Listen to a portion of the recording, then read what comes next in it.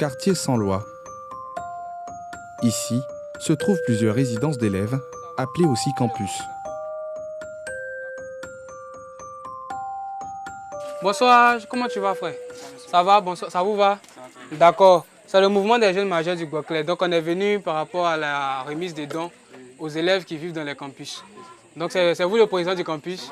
D'accord. Donc si tu peux rapidement faire venir tes camarades, juste leur lancer un message, voir un peu les conditions de vie et puis on va vous remettre les vivres qu'on a apportés pour vous. D'accord.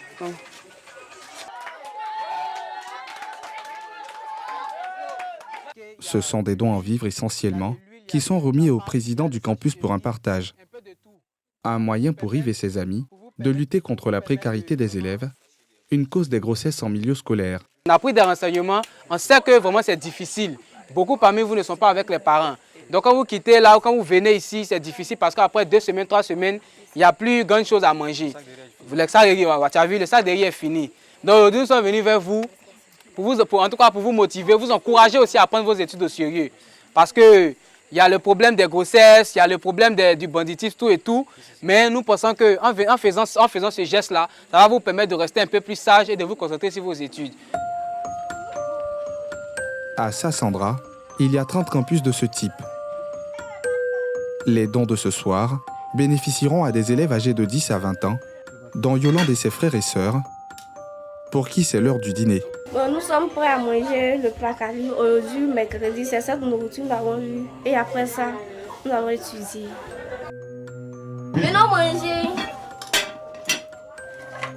Yolande, 20 ans, élève en classe de première, partage cette pièce unique qui tient lieu de chambre, de cuisine ou encore de salle d'études avec ses 3 frères et sœurs et aussi élèves. C'est parce que les parents sont hors de Sassandra. C'est pour cela que nous vivons ici. Nous vivons tous ensemble ici. Depuis 6 ans, la jeune fille vit ici. Et loin des parents, le quotidien peut être parfois très difficile. Quand on n'a rien à manger, on appelle au village. Des fois, on nous dit qu'il n'y a rien là-bas. Donc nous sommes obligés de rester comme ça sans rien manger. Des fois, on peut faire 2 jours sans manger. Une situation qui peut exposer à toutes sortes de tentations selon Yolande. Est-ce que ça vous arrive d'être tenté de faire autre chose, du genre sortir avec quelqu'un, avoir de l'argent, pouvoir trouver de quoi manger? Oui, il m'est arrivé d'être tentée, mais je ne l'ai pas fait.